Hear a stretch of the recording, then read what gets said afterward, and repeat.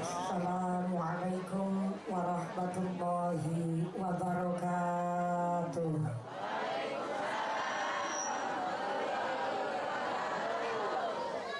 Ila hadratin Nabiil Mustafa Rasulullah sallallahu alaihi wasallam wa alihi wa dzurriyyatihi, khususan ila arwahi jami'il ahli kubur minal anbiya wal mursalin, khususan ila almarhum Haji Qasim wa ila ruhi Hajjah Ruqayyah almarhum wa ila ruhi almarhum Bapak Mat Sopandi wa ila ruhi almarhumah Ibu Payin wa ila ruhi Bapak Nana Teja Karmana almarhum wa ila ruhi Ibu Nyai Kartini. Mugi-mugi tansah kaparingan padang jembar kuburipun, diberikan gampang hisabipun dan dikabulkan di swarganipun Allah Subhanahu wa taala. Allahumma ighfir lahum warhamhum wa'afihim wa'fu anhum. Sayyidillahi lahumul Fatihah.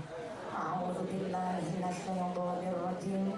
Bismillahirrahmanirrahim. Alhamdulillahi rabbil alamin. Arrahmanir rahim. Maliki yaumiddin. Iyyaka na'budu wa iyyaka nasta'in. Ihdinas siratal mustaqim, siratal ladzina an'amta 'alaihim ghairil maghdubi 'alaihim waladdallin. Rabbighfirli wa liwalidayya wal mu'minina. Amin. Bismillahirrahmanirrahim. Alhamdulillahi rabbil alamin. Wassalatu wassalamu ala asrafil anbiya wal mursalin wa ala alihi wa sahbihi ajma'in.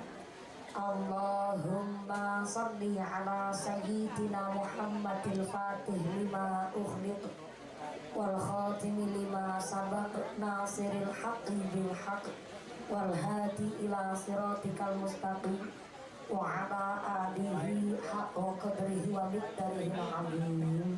Amma ba'd.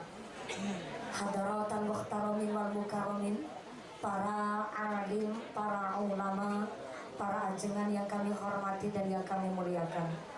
Wabil akhos kepada akhinal kiram Romo Kyai Haji Ahmad Suhendi selaku pengasuh pondok pesantren Matbaul Huda pada Herang yang kami hormati dan yang kami taati. Wabil akhos kepada akhinal kiram Romo Kyai Ajengan Ajo Marzuki kami hormati dan yang kami cadong barokah doanya. Wabil akhos kepada akhinal kiram Romo Kyai Ajengan Adam Apandi yang kami hormati dan yang kami taati. Wabil akhos kepada akhinal kiram Ajengan Darman, akhinal kiram Ajengan Didi Wahyudin, Al-Mukarram Ajengan Ade Juhairi yang kami hormati dan yang kami taati fatwa Oge Daud-Daudna. Wabil akhos kepada akhinal kiram Ajengan Ja'far Khadir, akhinal kiram Ajengan Lukman dari kota Bandung yang kami hormati dan yang kami taati. Kepada sadayana para romo kiai, para ajengan, ugi para uktinal karimah, para ibunya yang tidak bisa kami sebut asmo karimnya, tidak mengurangi rasa takdim kami yang kami hormati dan yang kami taati. Wabil akhos kepada forum komunikasi pimpinan kecamatan pada kecamatan Kalipucang.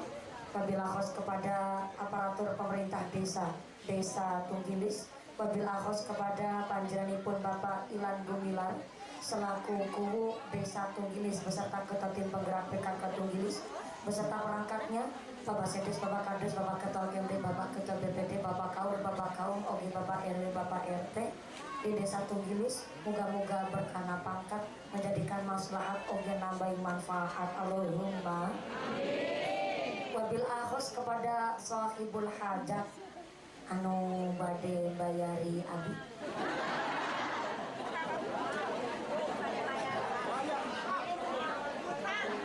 Bapak Haji Ahmad Hidayat sareng Ibu Hajah Sulasmi.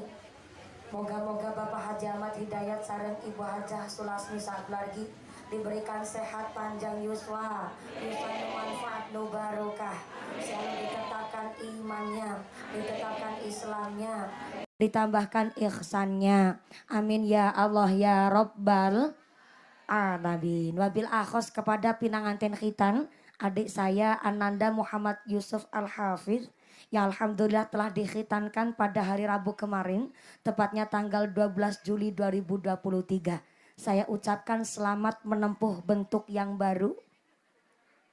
Mudah-mudahan adik saya Ananda Muhammad Yusuf Al-Hafid mudah-mudahan jadi anak yang soleh, anak yang qurrata a'yun, anak yang berguna bagi agama nusa dan bangsa, dijadikan zuriyah yang ahlul Quran, zuriyah yang ahlul kitab, zuriyah ingkang berguna bagi agama nusa bangsa. Allahumma.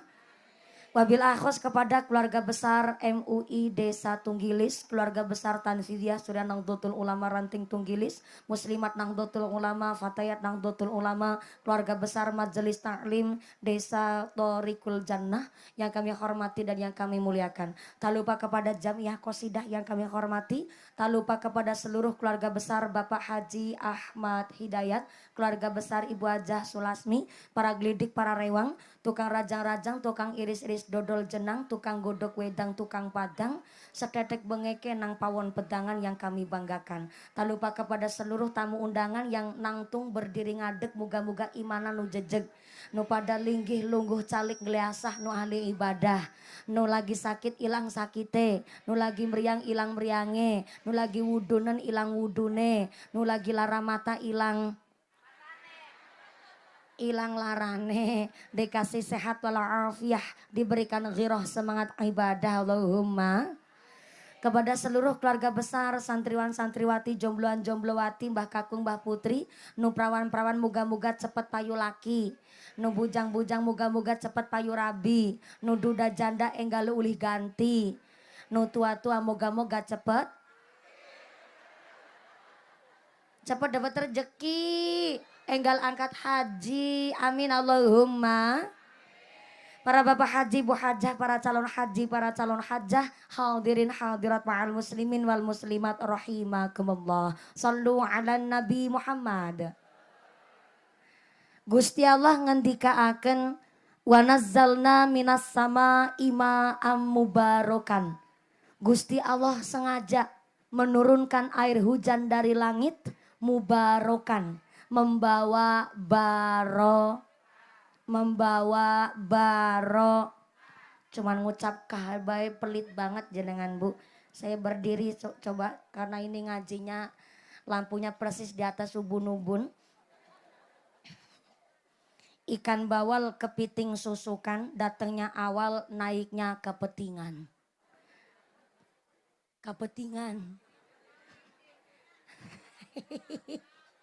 Kapetingan. Lagi belajar bahasa Sunda, jangan-jangan dapat jodoh orang Sunda kan tenyaho ya Bu.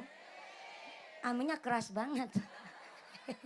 Cek suara dulu yang di gelap-gelapan sini. Assalamualaikum. Kebagian snack ente?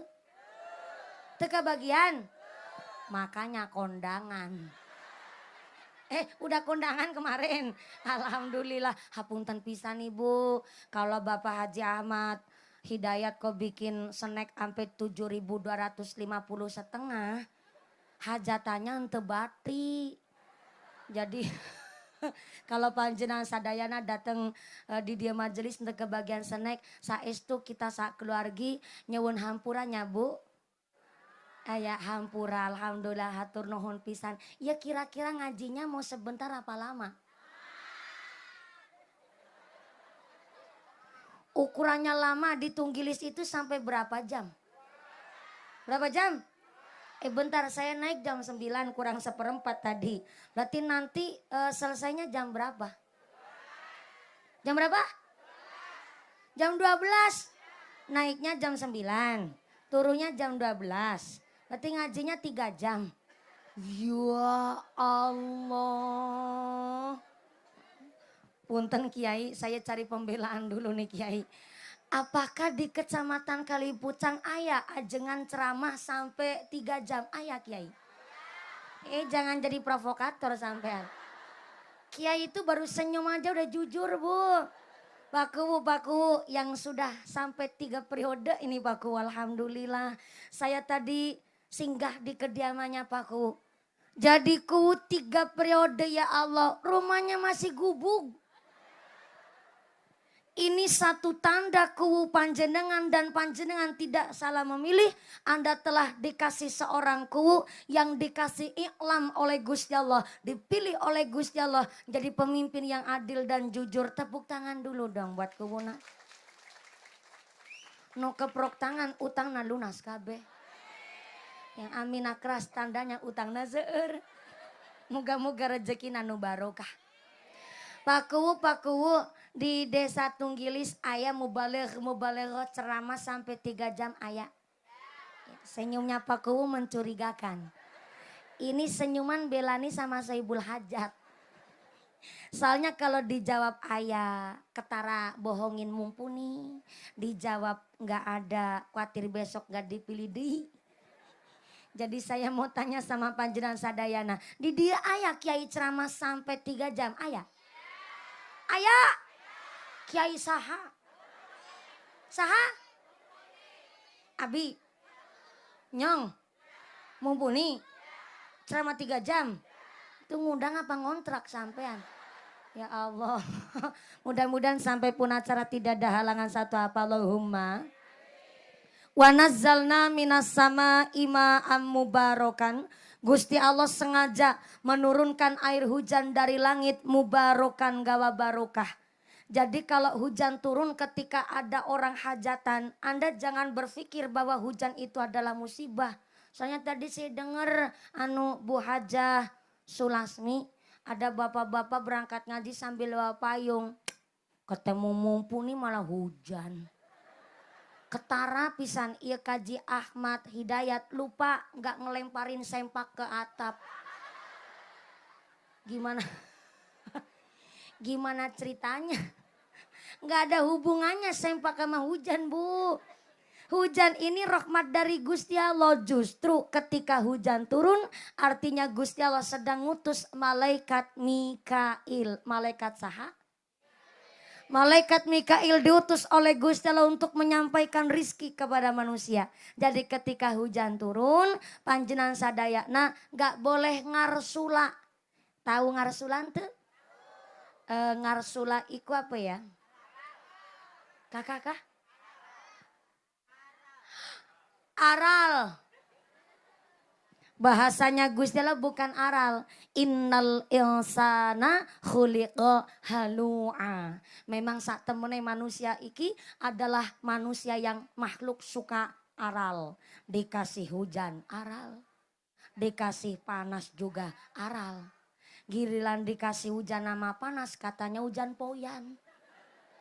Kebangetan banget manusia. Makanya alhamdulillah hari ini adalah satu tanda berkah hajatnya Bapak Haji Ahmad Hidayat Ibu Hajah Sulasmi. Tadi jujur wae saya datang hujan deres. Ketika lagi tawasul masih hujan. Pas saya naik alhamdulillah udah terang. Hapunten Kiai jujur wae saya ini punya kemampuan bisa nyetop hujan. Ketawanya jangan ngece sampean. Nih sih ngomong beneran, ibu mah gak percaya sama saya. Saya ulang. Saya ini punya kemampuan bisa ngeberhentiin hujan. Cuma gak enak sama Gusti Allah. Sombong banget. Hujan gak hujan itu semua kersana Gusti. Manusianya bisa menerima, mensyukuri dan mengolahnya. Maka mudah-mudahan yang kena air hujan hari ini, fa insya Allah segala penyakitnya diangkat kabeh oleh Gusti Allah. Turun hujan hari ini kangge gawa barokah kepada Saibul Hajat dan seluruh jamiah ingkang hadir wonten pengawasan dinten menika. Amin Allahumma. Ibu Hajah Sulasmi, Bapak Haji Ahmad Hidayat. Mana nih Pak Hajah Ahmad Hidayat? Oh di belakang sana. Ada satu ungkapan bahwa yang namanya janji itu al-wadud dainun. Janji adalah hutang. Namanya hutang wajib kudu disarutangin. Tapi kalau masalah bab nazar ini janji bukan sembarang janji. Apalagi yang janji orang tua. Di dalam kitab Sarah Sulamut Taufik dijelaskan kalau orang tua wafat meninggal dunia kok masih meninggalkan utang, baik utang janji atau utang duit. Yang kedua, meninggalkan wasiat atau nazar. Yang ketiga, pernah sugih tapi sampai wafatnya belum berangkat haji, maka warisannya belum bisa dibagi. Alus tapi pedes. Saya ulang sebelah sini. Assalamualaikum. Masih sadar? Alhamdulillah, soalnya ini di petengan Bu. Kalau di petengan di gelap-gelapan saya khawatir saya ditinggal ngantuk. Soalnya kalau ngaji di gelap-gelapan kalau ngantuk kan gak kelihatan Bu. Ini ngajinya sampai jam 12 malam. Di dalam Sarah Sulamut Taufik dijelaskan kalau orang tua wafat meninggal dunia masih ninggalin utang. Baik utang janji atau utang duit. Yang kedua masih meninggalkan wasiat atau nazar. Yang ketiga pernah sugih tapi sampai wafatnya belum berangkat haji. Kok ahli warisnya memaksa supaya warisannya enggal dibagi, maka ahli warisnya sama halnya makan duit riba. Saya ngomong begini, maaf. Saya anak, panjenengan juga pernah anak. Namanya orang tua, wong tua hiji bisa ngerumat anak salapan, tapi anak salapan belum tentu bisa ngerumat wong tua hiji. Betul? Betul? Dan anak-anak zaman sekarang ini taunya dan hanya mengerti kalau orang tua wafat mati, ya warisannya dibagi. Ada anak-anak begini kayak gitu di sini Bu? Ada? Ada. Hanya gara-gara warisan sama sedulur kandung gak saling sapa sampai tahun-tahunan. Hanya gara-gara rebutan warisan di jalan kepapasan malah plengos-plengosan. Ayah orang sini macam gitu. Ayah angkat orang nah. Kayak apa bentuknya? Ayah. Jadi menurut kitab namanya Qatrul Ghais. Qatrul artinya tetes-tetes, Ghais itu artinya pitulungan. Jadi ayat kitab namanya Qatrul Ghais, tetesnya pitulungan. Dijelaskan ciri-ciri ahli waris nuwaras. Ahli waris nuwaras. Saha eta ahli waris nuwaras? Kaping hiji, ahli waris yang mau nyambung tali silaturahimnya orang tua. Biar obornya gak mati. Yang kedua, ciri-ciri anak soleh-solehah adalah mau nyarutangin utang-utang tinggalannya orang tua. Dan yang ketiga, mau melanjutkan amal soleh orang tuanya disebut ahli waris nuwaras. Karena sekarang banyak ahli waris ente waras. Saha ahli waris nu ente waras? Nyaeta ahli waris yang hanya mau menerima bagian warisan tapi masalah sangkut paut utang piutangnya orang tua gak mau ikut campur. Itu namanya ahli waris ora waras. Maaf, masih di dalam Sulamut Taufik. Kalau ada ahli waris walaupun menerima bagian warisan banyak tapi masalah sangkut paut utang piutang orang tua gak mau ikutan, gak mau urusan. Maka walaupun warisannya banyak, jangankan barokah sampai 7 turunan. Baru turunan pertama hamil, anaknya belum lahir aja warisannya udah habis. Gegara apa? Ya itu tadi. Utang sangkut pautnya orang tua, tapi anak gak mau urusan. Maka maaf nih, kenapa ada orang tua setelah wafat meninggal dunia kok malah ninggal utang? Gak ninggalin warisan? Karena terkadang ada orang tua mau utang sama anaknya, mau minta duit sama anaknya, khawatir diplototin anak mantu. Mau minta duit sama anak sendiri, khawatir ngerusuin, bikin kisruh sama usahanya anak sendiri. Maka kena apa? Maaf. Baik-baiknya warisan menurut Sayyidina Ali karramallahu wajhah adalah al-ilmu dan al-hilmu. Al-ilmu adalah pengetahuan, al-hilmu adalah arif bijaksana. Maka dengan amat saya bangga saya sampaikan Mohon izin maaf kalau di sini banyak ada Muhammadiyah ataupun yang lain, bahwa saya menyampaikan saya orang NU, kita orang Nahdlatul Ulama. Kalau baru ditinggal wafat oleh sanak family ataupun dengan keluarga, kita yang masih hidup mengadakan amal jariah, sodakuan, selamatan kenduri, mitung dina. Betul Bu? Matang puluh leres. Sampai acara nyatus nyewu sampai acara haul adalah dalam rangka birrul walidaini. Dalam rangka memuliakan orang tua walaupun sudah ba'dal maut. Karena maaf di acara tawasul 7 hari matang puluh sampai acara nyatus nyewu bukan hanya sekedar acara salamatan. Tapi mbok jere sapa ada tetangga yang ternyata masih dititipin janji. Baik utang duit ataupun utang lesan bisa disampaikan kepada si ahli waris. Maka sampai detik hari ini yang namanya almarhum almarhumah, ruh-ruh di dalam kuburan, maka tadi udah tawasul, tapi saya dimintai untuk hadiah Fatihah sama almarhum almarhumah, orang tuanya dari Bapak Haji Ahmad Hidayat ataupun keluarga besar dari Ibu Hajah Sulasmi. Ternyata hadiah Fatihah ini karena memang orang di dalam kubur menurut kitab Tanwirul Qulub sampai detik hari ini roh itu berdoa. Jenazah mayit berdoa sama Gusti Allah, doanya Allahumma ja'al ahli min ahlil ibadah. Tiap dina jenazah itu doanya begitu di kuburan. Allahumma ja'al ahli, ya Allah jadikan keturunan saya min ahlil ibadah, keturunan yang pada rajin ibadah. Itu doanya si mayit di dalam kubur. Loh kok malah kadang-kadang ada ahli waris, anak kandung, ziarah ke kuburan malah tanya nomor togel. Nggak habis fikri saya. Oh fikiri ya, pinter banget ada budak. Bukannya ziarah bawa buku Yasin, malah ternyata sampai kuburan tanya nomor togel, Mbah. Ya nomornya sabaraha Mbah. Aneh. Padahal yang masih hidup berdoa, yang sudah mati pun tetap berdoa. Yang masih hidup kalau berdoa tentu ada kesempatan diijabah. Dan yang kedua doanya orang yang masih hidup dapat ganjaran pahala dari Gusti Allah. Cuma kalau mayit di dalam kubur berdoa ada kesempatan diijabah oleh Gusti Allah. Cuma doanya tidak dapat ganjaran dari ngarsane Gusti Allah. Maka kenapa hari ini Bapak Haji Ahmad Hidayat, Ibu Hajah Sulasmi mengadakan pengajian ini, ternyata yang pertama tasyakuran khitan putra bontotnya.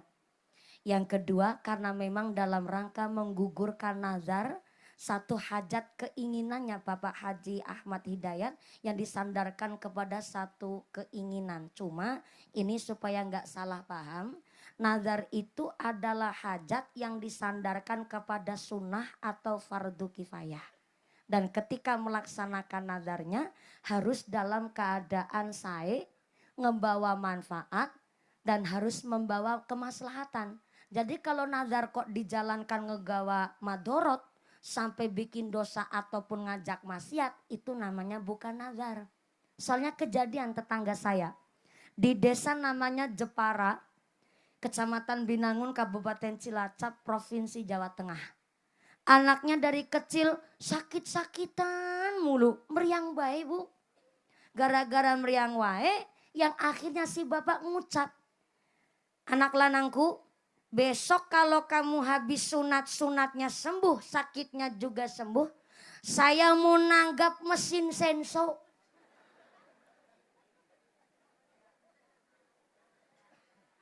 Punten Pak, Bapak tahu mesin senso tuh? Mesin geraji kayu.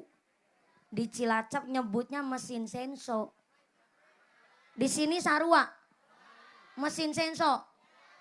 Itu bapaknya ngucap begitu. Jadi kalau besok kamu sunat, sunatnya sembuh, kok sakitnya juga sembuh, saya nanggap mesin senso. Setelah dia punya nazar begitu, anaknya ternyata pas sunat, sunatnya sembuh, memang betul sakitnya juga sembuh. Dan setelah sakitnya sembuh mau nanggap mesin senso, tetangganya terus komentar. Kang, kayak nggak ada tanggapan lain aja Kang. Nanggap mesin senso. Akhirnya niatnya diwurungaken itu di cancel. Setelah di cancel malah anaknya sakit deh. Malah parah langsung ngedrop dibawa ke rumah sakit. Akhirnya anak masih dirawat rumah sakit, bapaknya pulang ke rumah, langsunglah bikin surat pernyataan ke balai desa dan ternyata diizinkan oleh kepala desanya langsung nanggap mesin senso di speaker sedina muput.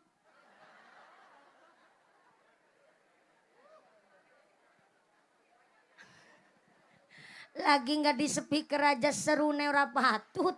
Ini di speaker seharian muput.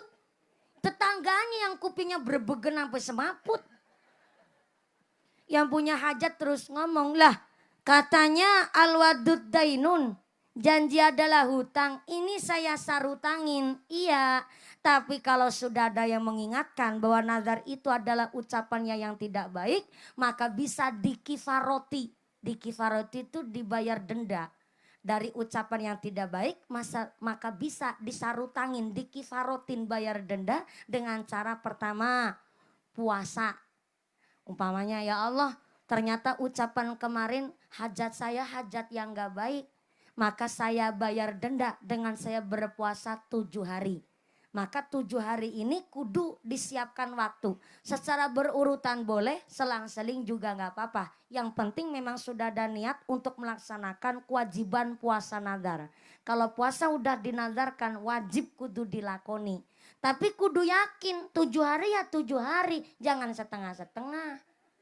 Kayak contoh ya Allah saya mau nyarutang puasa nazar saya 10 hari. Tapi kalau kuat sih.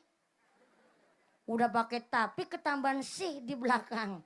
Ini gak yakin namanya. Kudu yakin 7 hari harus 7 hari. Gak boleh setengah-setengah. Kalau gak kuat puasa bisa bayar kifarot dendanya dengan cara ngasih makan ke fakir miskin. Sodakoh nyantunin anak yatim atau fakir miskin dan du'afa untuk membayar denda. Maka nazar adalah satu hajat keinginan yang disandarkan kepada satu sunnah atau fardu kifayah. Kalau sudah dinazarkan sunnah fardu kifayah ini malik wajib kudu dilakoni. Nah kita belajar dari Bapak Ahmad Hidayat. Jadi Bapak Haji Ahmad Hidayat dulu sebelum sukses menjadi tuan tanah. Pernah 5 tahun kapungkur. Betul 5 tahun kapungkur. Oh kapungkur. Kapungkur. Kakak? Kapengker. Kalau di Cilacap sama, kapengker udah halus. Saya kira di sini kapungkur, ternyata kapengker sama. 5 tahun yang lalu, Bapak Haji Ahmad Hidayat bilang sama istrinya. Pak Haji Ahmad Hidayat bilang sama Bu Sulasmi. Ayang embeb.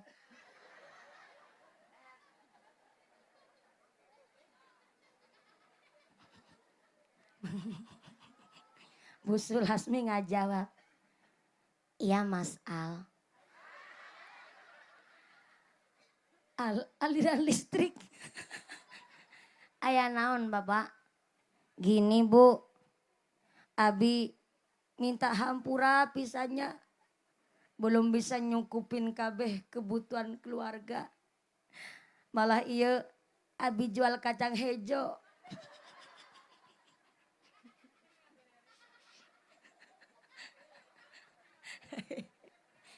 Cuma dapat hasil 20.000.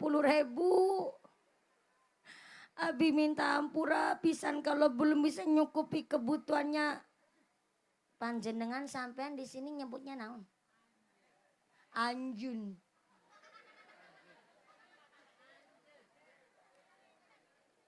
Ya udahlah ngomongnya susah harus pakai tenaga dalam dan mulutnya harus maju ke depan.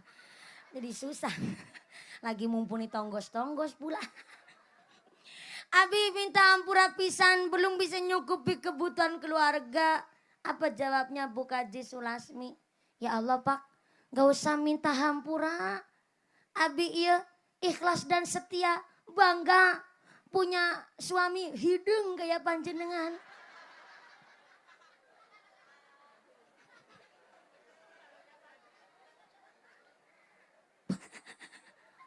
Punya suami hidung, bangga Bu, bangga Pak. Karena orang hidung banyak keunggulanna. Pertama keunggulanna uang hidung nyaeta tahan lama. Yang kedua anti gores. Gak gampang lecet Pak. Nu kaping 3 orang hidung eta gak gampang luntur Pak. Di bawah lampu ya hidung. Habis kehujanan tetap hidung. Tapi saya ngaji sama ajengan Ajo Marzuki. Mbah Kiai bilang, menyampaikan bahwa Kanjeng Nabi berkata bahwa kalau orang semakin kasar kapal tanganna, tanda bersinar rezeki orang eta Pak. Setiap Bapak habis pulang dari sawah, saya salaman sama Bapak kerasa kayak salaman sama parut. Saya bersyukur pisan punya suami hidung nu tanggung jawab. Saya bersyukur insya Allah Pak, iya 20.000 bisa buat barokah keluarga. Pak Haji Ahmad Hidayat nangis, langsung meluk Bu Haji Sulasmi, ya Allah ma. Abi ternyangka.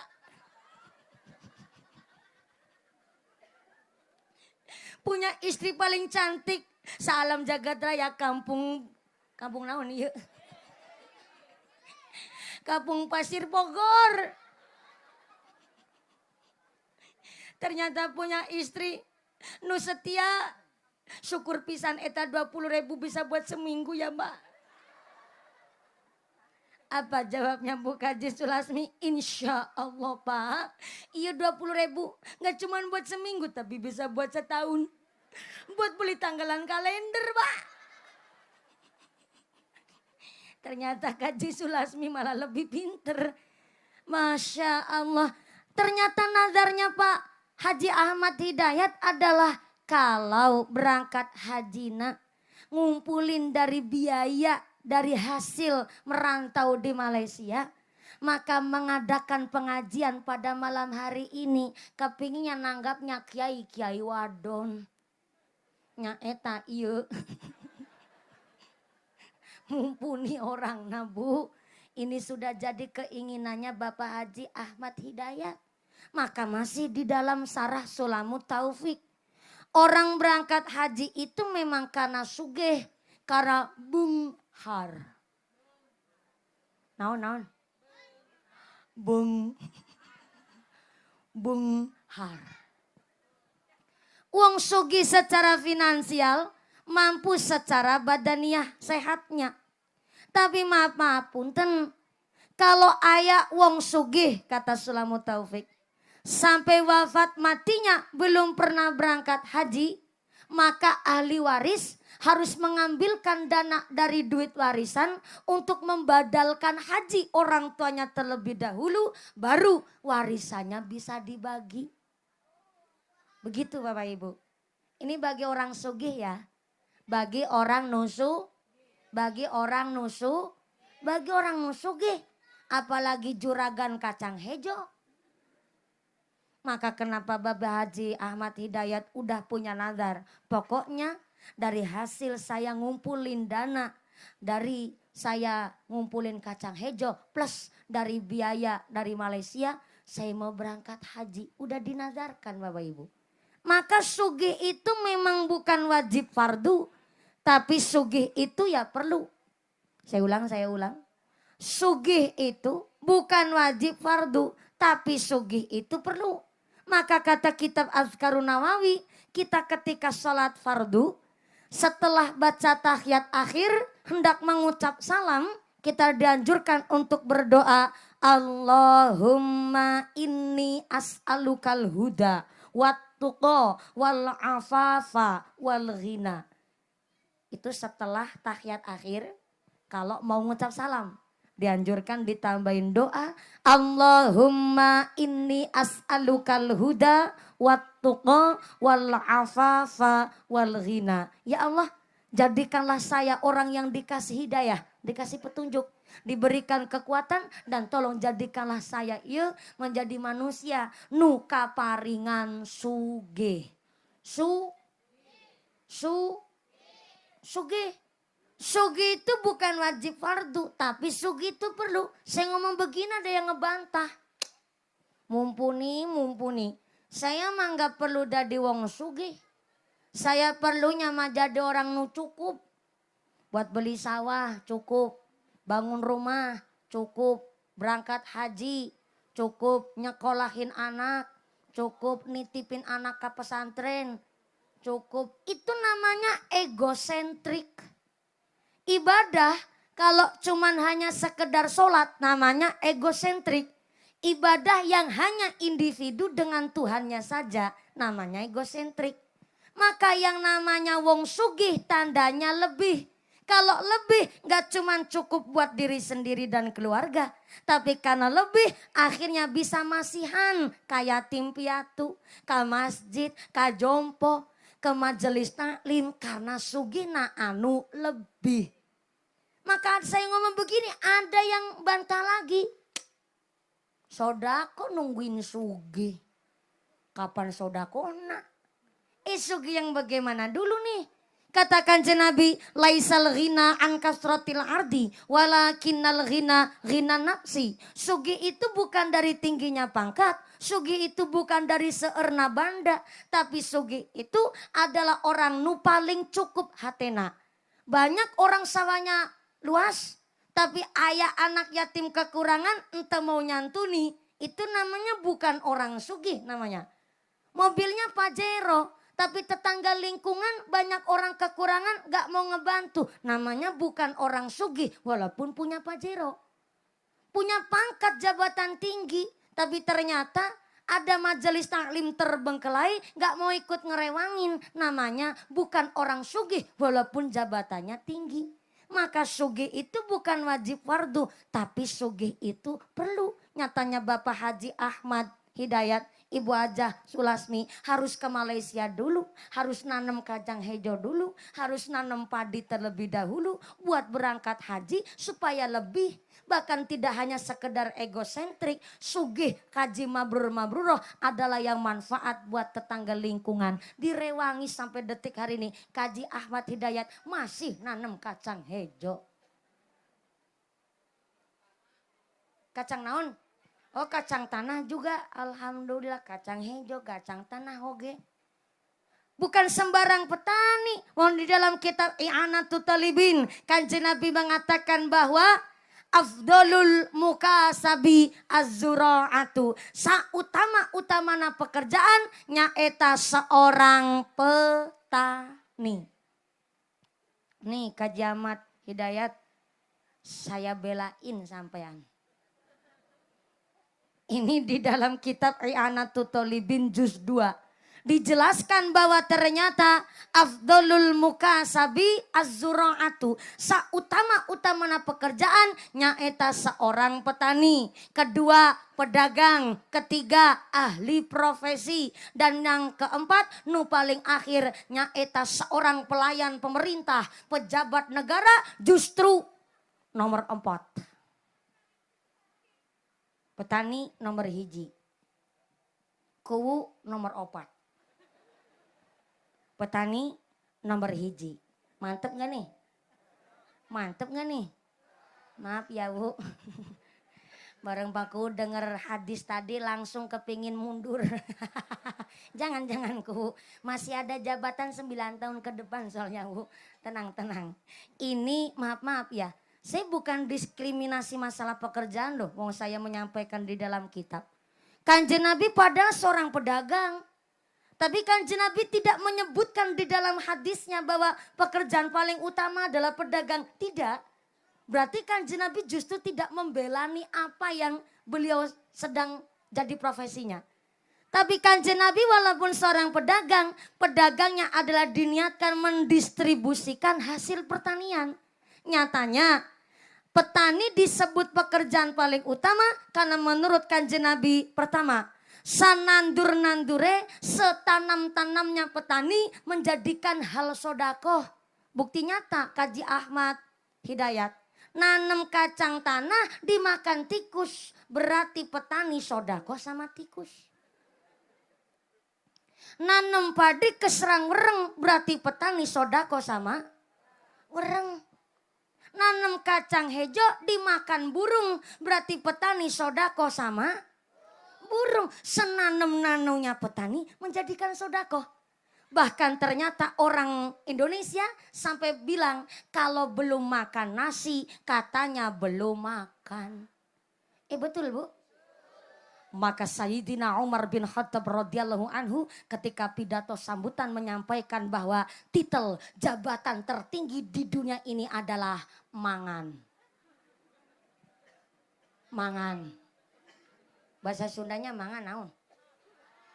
Kakak? Emam. Kakak? Bahasa halusna tuang heula. Mangga ngaleut. Kakak? Oh ya, ada bocah ngajarin bunyai ini Bu. Baru ayah ya budak. Ngajarin bunyai lagi ceramah, Masya Allah. Didoakan ya temennya pengantin sunat ya. Alhamdulillah anak-anak kita putra-putri panjenengan sadayana nu di bawah pengajian hari ini mudah-mudahan dijadikan budak nu soleh solehah, budak nu qurrata ayun, jadi anak yang berguna bagi agama nusa bangsa. Amin Allahumma. Baru ayah pengajian sesantai ini ngaji sambil tiduran ngeliatin mumpuni ya.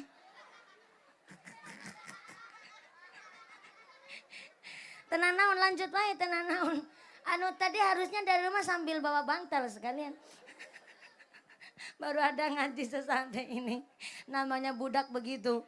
Jadi kita orang tua mah kudu bener-bener zaman sekarang didik anak itu susah-susah gampang.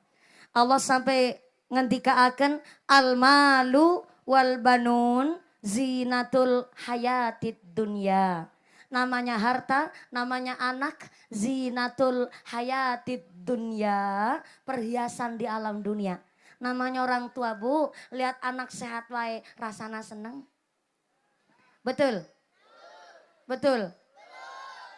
Lebih-lebih punya anak, sholatnya ente ketinggalan. Baca Al-Qur'annya lancar. Di rumah mau tadarus Qur'an, iya Allah. Rasa bangganya luar biasa. Cuma maaf, kita harus mengikuti perkembangan zaman Bu. Anak zaman sekarang mah lebih cerdas ketimbang orang tuanya. Bayi lahir roda page megangnya HP. Gak usah dibanding-bandingin sama orang zaman dulu. Kadang ada nih bapak-bapak lagi ngedongengin anaknya. Panjenengan sadayana enak sekolah. Seragamnya gonta-ganti mulu.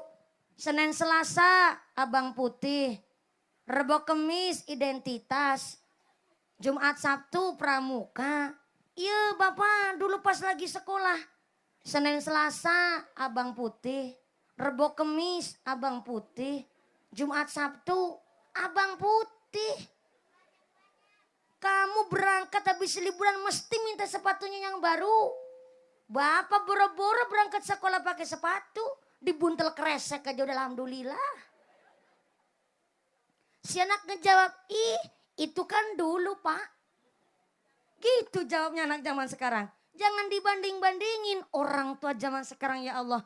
Susah dan tanggung jawabnya berat ngedidik anak. Sampai ngedidik anak itu taruhannya iman Bu. Sampai-sampai anak zaman sekarang gak bisa disentak dikit gak boleh. Dibentak sedikit langsung jawab, mama jahat. Udah kayak film Indosiar pokoknya.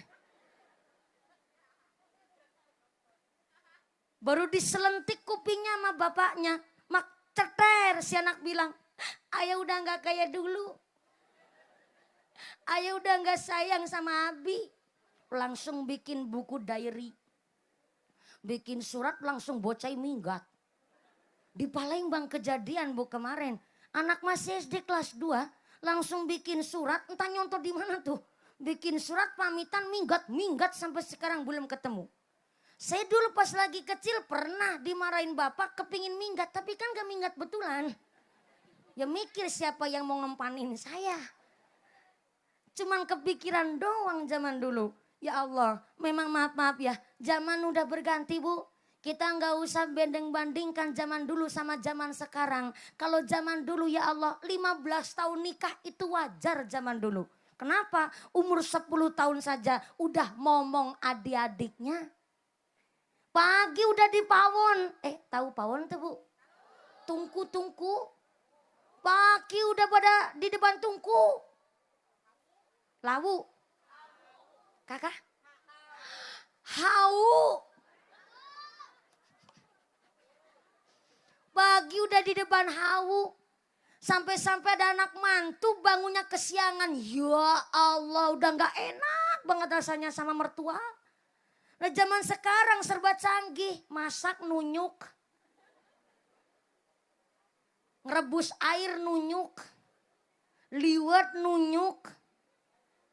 Nyetrika nunyuk, mandi nunyuk. Sampai cari jodoh aja. Nunyuk. Zaman sekarang bu ya Allah. Memang ya punten-punten. Kita dihadapkan kepada yang namanya harus memperhatikan mental psikis. Anak katanya gak boleh disentak, gak boleh dibentak.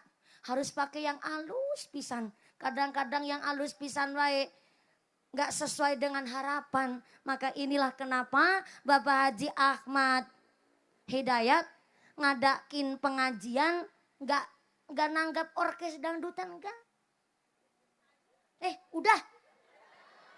Udah. Kemarin. Ini kurang tajam informasinya ternyata ya Allah. Jadi tadi dangdutan terus sekarang pengajian. Ya nggak apa-apa sih berarti habis kumat terus tobat. Oh kasidahan, kalau kasidahan mah nggak apa-apa. Tapi kalau dangdutan yang maaf-maaf nu pakai rok mini, yang pakai nun sewu maaf. Enggak ya Pak, alhamdulillah aman Pak Haji Ahmad Hidayat. Berarti ini pokoknya bar tobat ya tobat terus kayak gue Haji Ahmad ya Allah. Sampean informasinya malah kurang jelas. Dikira dangdutan yang bagaimana. Ini mah namanya kasidahan. Nah Niki karena kasidahannya udah nunggu dari tadi. Kasihan banget kalau nggak nyambut gawe. Yuk kerja dulu. Ada informasi dari panitia. Ini mohon izin Bapak Ibu. Pengajian hari ini mutlak hajat pribadinya Bapak Haji Ahmad Hidayat dan Ibu Hajah Sulasmi. Cuma ternyata iya ada dari beberapa panitia DKM Masjid Thoriqul Jannah ada titipan amanah surat. Sebegini panjang suratnya. Tapi tenang, panitia dan DKM Thoriqul Jannah sudah memohon izin kepada Sohibul Hajatnya eta Bapak Haji Ahmad Hidayat. Betul ya Pak Haji? Udah minta izin ya? Diizinkan Pak Haji? Oke, biar gak salah paham. Ini ada titipan amanah dari keluarga besar Majelis Taklim dan keluarga besar DKM Thoriqul Jannah. Mumpuni, wede kayak surat cinta. Mumpuni ada kabar baik dan kabar buruk. Kok bikin ngeri banget nih kabar baik kabar buruk. Kabar baiknya pengajian hari ini adalah mutlak dari hajat pribadi Bapak Haji Ahmad Hidayat Ibu Hajah Sulasmi sak keluargi. Satendana, sakasidahna, sapanggung-panggungna, sasenek-senekna, sa amplop-amplopna mumpuni. Iya saya ngerti Bu. Kabar buruknya dalam rangka ikut merewangi, merewangi bahasa planet mana tuh? Merewangi. Dalam rangka ikut merewangi pembuatan kanopi, betul tuh. Kanopi. Pembuatan kanopi Majelis Taklim Thoriqul Jannah, duit sodako infak jariahnya masih di dompet bapak ibu masing-masing. Tulisannya begitu, cuma kebablasan bacanya. Jadi punten Bapak Ibu, yang pertama Bapak Ibu datang ke sini kondangan nyambung tali silaturahim sareng keluarga besar Haji Ahmad Hidayat. Yang kedua dalam rangka pengajian dan nu kaping 3 nyaeta mau dimintai sodakoh jariahna kangge pembuatan kanopi Majelis Taklim DKM Thoriqul Jannah. Kira-kira kalau udah kondangan terus sekarang ditariki jariah ikhlas ente Bu? Betul. Kalau ikhlas persiapan dulu ngarogoh sak dompet Bu. Yang gak bawa dompet utang dulu sama sebelahnya. Besok gampang ketemu disarutangin. Bapak-bapak silakan ngerogoh sak katrok. Oh, anu Pak Haji sarungan berarti tekatrokan. Ya udahlah nggak apa-apa sarogo-rogo nah. Tapi ayat tapi nah iya sodako infak jariahnya dimulai dulu dari saya. Saya juga kudu ngasih sodakuan. Nanti kalau saya nggak ngasih sodakuan tersiar kabar katanya mumpuni mah Ustazah Jarkoni. Bisa ngajar nggak bisa ngelakonin. Kan repot deh. Jadi mangga kotak infaknya ditarik dulu dari saya. Ini asisten saya baju hitam Ibu. Tapi walaupun beliau asisten saya, nanti yang nyemplungin duit asisten saya. Tapi kan duitnya abi Bu. Ya biar jenengan gak salah paham. Jadi mangga kotak infaknya dimulai dari saya. Tapi mohon izin nih, panjenengan ngasihnya sesuai kemampuan. Sesuai kemampuan. Nu jadi soang telurna segede telur soang. Nu jadi bebek telurna segede telur bebek. Nu jadi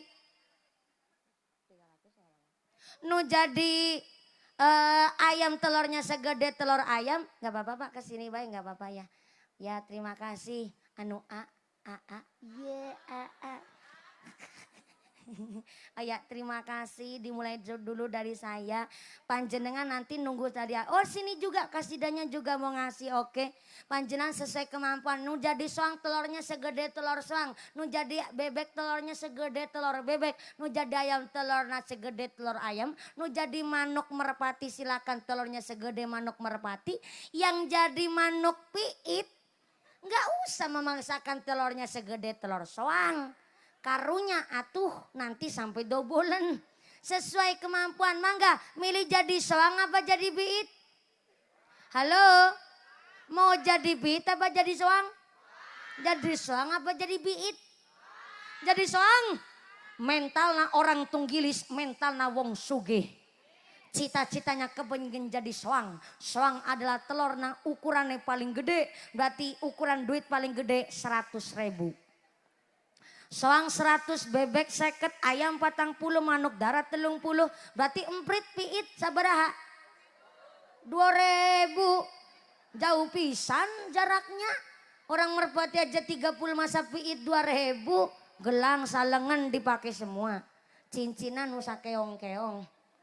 Masa ngasih cuman 2.000 buat beli kanopi? Maka mangga saikhlasna pancenan mangga kotak infaknya muter. Sumangga dipersilakan saja kotak infaknya walaupun nggak punya kaki nanti jalan sendiri Mangga sinambi baca sholawat sareng kasidah. Sholawatnya naon ieu? Oh sok mangga. Oke nantang perkara ieu. Terserah saya katanya. Oke, sallu ala Nabi Muhammad. Maulaya salli ala habibikal Mustafa. Salim ya Rabbi ala nabiyikal mujtaba. Salim ya Rabbi ala nabiyikal mujtaba. Maulaya salli ala habibikal Mustafa. Salim ya Rabbi ala nabiyikal mujtaba. Salim ya Rabbi ala nabiyikal mujtaba. Wanilang daha Muhammad wa Aba Bakri Siddiq khaira siddiqi siddiq sayyidil khulafa narju min fadlil maula an'im lana bishifa maulaya salli ala habibikal mustafa salim ya rabbi ala nabiyikal mujtaba salim ya rabbi ala nabiyikal mujtaba wanilang taka Muhammad Umar ibn al-Khattabi mubashiran bil jannah wa bil adli syahira narju min fadlil maula aslih bihi halana maulaya salli bikal mustafa salim ya rabbi ala nabiyikal mujtaba salim ya rabbi ala nabiyikal mujtaba wanilang taka Muhammad Utsman ibn al-Affani kanzal haya wal iman wa mushtaka du'afa narju min fadlil maula iqdi hawaijana maulaya salli ala habibikal mustafa salim ya rabbi ala nabiyikal mujtaba salim ya rabbi ala nabiyikal mujtaba wanilang taka Muhammad irman ali haidara sirah nabiyil wali wa sayyida syurafa narju min fadlil maula farrij bihi hammana maulaya salli ala habibikal mustafa salim ya rabbi ala sayyidikal mujtaba salim ya rabbi ala nabiyikal mujtaba sallu ala nabi Muhammad. Makanya saya tanya dulu tadi sholawatnya mau sholawat apa. Vokalisnya bilang sok mangga, ya udah saya milih yang lain. Kan jadinya nggak bisa bareng-bareng. Tenan naon lah nggak apa-apa. Namanya banyak versi sholawat, macam-macam sholawat. Yang terpenting kudu seneng baca sholawat. Mudah-mudahan dunia akhirat dapat syafaat. Amin Allahumma. Karena semangat grup kosidanya, ini kosidah dari mana? Dari tadi, ya Allah. Bener-bener mancing emosi. Kosidah dari mana? Dari tadi. Ya bener sih. Tapi orang bener belum tentu pinter, orang pinter belum tentu bener. Yuk mau berangkat kemana Cek? Mau ke depan. Ya bener sih. Tapi kan bikin mangkel. Ini grup rebana dari mana? Dari rumah. Ya bener sih. Tapi bikin enak jawabannya. Grup kosidah dari dari Tunggilis. Namanya kosidah apa Ibu? Enggak gimana? Sahara, alhamdulillah luar biasa karena semangat nih. Saya sawer Bu. Walaupun saya dari tadi udah usaha sendiri baca sholawat. Udah sholawat sendiri saya yang nyawer. Kan kudunya saya yang disawer. Tenang naon Bu, saya seneng nyawer santri. Ini santri bukan? Kayak santri tapi agak tua dikit. Saya seneng nyawer santri ketimbang nyawer biduan. Mohon izin Kiai, kalau santri sedang mendawamkan sholawat biar tambah mahabbah. Tapi kalau biduan ya alhamdulillah sih sekarang banyak biduan pakai jilbab. Moga-moga dikasih istiqomah. Cuma namanya biduan biar menarik kan maaf-maaf nih bajunya sering seronok kurang bahan. Masa punya Gunung Merapi kalau Gunung Merbabu ditonjol-tonjolin. Punya tali pusar aja dikasih celobong udara. Sampai pakai rok mini, rok pacet maaf-maaf nih. Belekan buri nyerempet silit buri. Belekan ngarep nyerempet silit ngarep. Udah begitu naik motor metatak. Kan jadi SMS maaf punten. Silit yang meletek separuh. Nggak habis fikri saya.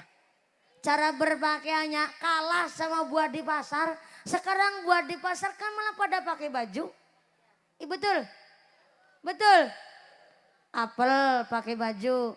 Pir pakai baju. Jeruk pakai baju. Jambu kristal pakai baju. Buah belimbing pakai baju. Sampai saya masuk ke kampung. Kampung mana sini? Bogor. Pasir Bogor, saya tadi lihat ayat tong-tolang pada jaketan. Tong-tolang, tahu tong-tolang tuh? Enggak tahu tong-tolang? Orang Sunda hilang Sundana. Ya Allah. Gini, nangka itu ada masing kelas-kelasnya, Pak. Yang masih pentil, belum jadi gori, Pak. Kalau tong-tolang itu cara Cilacap babal. Yang lagi enak-enaknya di rojak Bu. Lagi enak-enaknya di lotis. Iya disebutnya tong-tolang bahasa Sunda. Bahasa Jawanya babal. Kalau di sini memang punten Sundanya perbatasan ya Pak. Antara Jawa Tengah dan Jawa Barat betul. Jadi kalau jenengan paham tong-tolang ya tenan naon. Mungkin tong-tolang iya Sundanya yang Sunda alus Jawa Barat sebelah Bandung mungkin. Kalau nggak salah. Kalau saya mah abi tetiasa bahasa Sunda. Biasanya cuma saalit wungkul. Buku langsung senyum. Saya bilang saalit wungkul langsung mesem buku wuna. Jadi punten pisan. Zaman sekarang mah banyak orang Sunda hilang Sundana, orang Jawa hilang Jawana. Yang Jawa tempat saya juga begitu. Budak-budak kecil, barudak apa barudak? Banyak budak-budak kecil di tempat saya juga nggak bisa pakai bahasa Jawa halus Bu. Jadi udah hilang bahasanya. Tapi begini, riset tahun 90 menyatakan bahwa sampai abad tahun kita ini bahasa yang halus itu masih dipegang sama bahasa keraton sama bahasa pondok pesantren. Kalau bahasa keraton bahasanya halus, lemes, mah pantes. Karena memang keluarga ningrat. Tapi kalau kita orang awam, bahasa yang masih halus itu masih dipegang oleh pondok pesantren. Kalau santri lagi ngasaih kitab, ngasaih itu maknani, ngasaih kitab. Kalau di tempat saya disebut ngasaih, ngasah. Kalau ngasah itu kan pakai wungkal.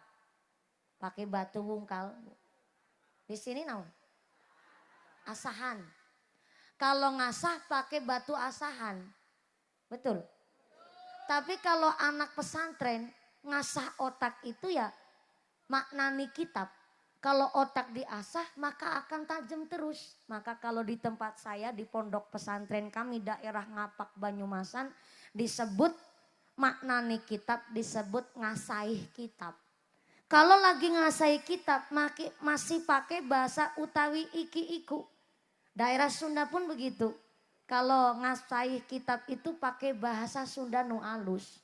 Jadi masih bahasa pondok pesantren adalah bahasa yang paling alus dan bisa dipertanggungjawabkan itu. Sampai riset pun membuktikan. Maka kenapa Bapak Haji Ahmad Hidayat Ibu Hajah Sulasmi kepingin mengadakan pengajian. Karena ingin punya rezeki gak hanya sekedar hura-hura. Tapi dimaknai dengan anak-anaknya ngaji. Kenapa kudu ngaji? Kitab Ta'limul Muta'alim menjelaskan. Orang tua dikasih estimasi waktu paling sebentar 2 bulan. Untuk memikirkan secara matang anaknya mau dititipkan ke madrasah mana. dititipkan ke pondok pesantren mana. Dan boleh orang tua dalam 2 bulan itu bertanya kepada masyarakat ataupun yang punya pondok pesantren. Kiainya, pengasuh pondoknya dari keturunan zuriyah sanad mana, dari nasabnya siapa. Kemudian dari sanad keilmuannya punya ijazah atau tidak. Dan pondok pesantrennya yang modern apa salaf, apa yang masih tradisional. Boleh orang tua sampai bertanya seperti itu. Jangan sampai orang tua walaupun ngaji itu bagus. Tapi orang tua kok asal-asalan masukin anaknya ke pesantren. Dumai pesantrennya bangunannya mewah, bayarannya larang. Pastinya kalau mahal terjamin. Akhirnya anak disuruh mondok di Al Zaitun. Repot deh kalau mondoknya di Al Zaitun. Nggak tasrifan, nggak lalaran kitab alfiyah. Malah isinya pada haleluya. Jadi orang tua diwajibkan untuk memilih.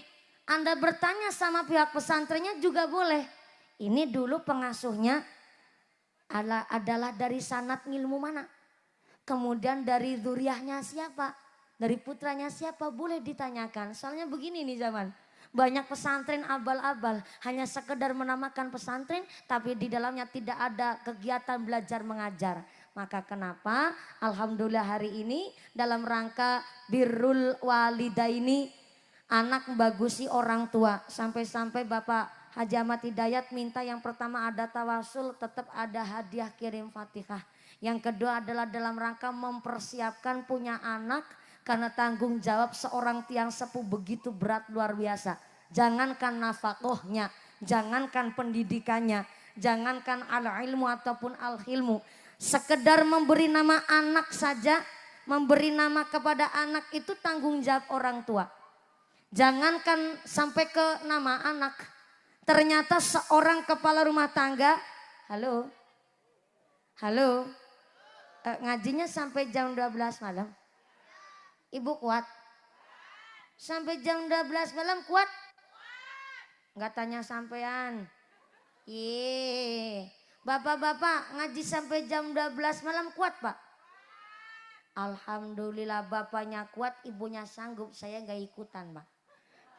Begitu caranya.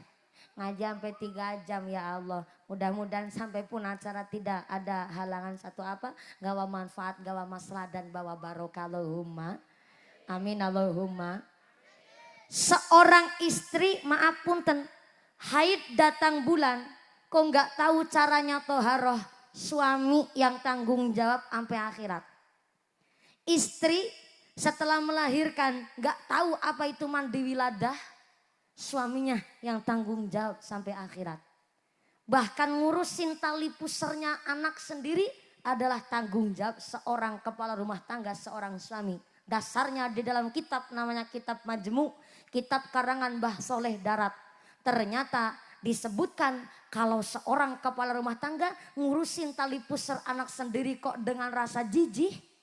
Maka ibarat hidungnya serumpung, gerumpung tapi nggak kerasa. Mohon izin maaf ya, kalau sumbing, suing, guing nggak punya bibir atas. Tapi kalau gerumpung itu nggak punya tulang hidung Pak. Mohon izin kalau nggak punya tulang hidung di sini disebut apa ya Pak? Kah? Bideng. Kalau bideng mah gara-gara pilek kayaknya nih. Bendeng karo orang Jawa bilang. Nggak punya tulang hidung, nggak punya daging hidung. Jadi hidungnya maaf nih. Kayak terowongan Kasablanka. Bablasan Bu. Tapi dia nggak sadar, yang sadar tetangganya. Malah terkadang ada bapak-bapak maaf istrinya melahirkan. Nggak mau ikut nemenin. Gegara alasannya saya nggak tega. Bolongan kecilnya segitu. Keluar barang gedenya segitu, saya nggak kuat. Kalau nggak kuat nemenin nggak masalah. Tapi kalau udah urusan ngurusi tali pusar anak sendiri adalah kewajiban seorang suami. Maka ketika seorang kepala rumah tangga sedang mensucikan tali pusar anak sendiri, diniatkan dalam rangka sedang mengajarkan wudhu kepada anak-anaknya. Maaf punten pisan. Ada anak nakal sampai nggak ketulungan. Mungkin pertama belum diakikoh. Yang kedua, mungkin dulu bapaknya ngurusin tali pusernya sembarangan. Dicuci, disusukan, malah buat empan bebek. Nakal sampai nggak ketulungan, dibeliin motor. Tadinya motornya knalpotnya bunyinya normal, dit dit dit dit dit dit dit dit dit dit. Motor masih kredit pak. Oh, motornya kreditnya juga belum lunas, kok knalpotnya dibobok sama anak sendiri. Tengah hari cementer panas panon poe, langsung ditarik gasnya sekuate,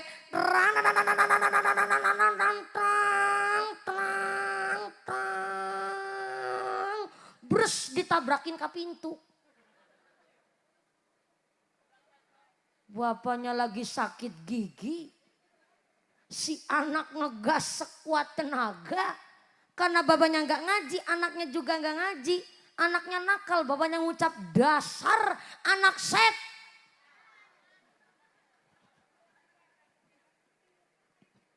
Na'udzubillahi min.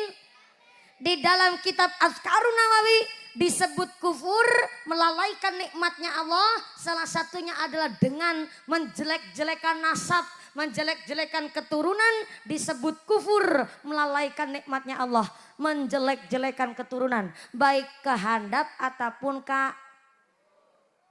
kaluhur. Kaluhur, luhur itu atas. Contoh ya, ada nih orang tua suka menjelek-jelekan nasab sampai nasab kaluhur. Bocah koret persis kayak mbahmu.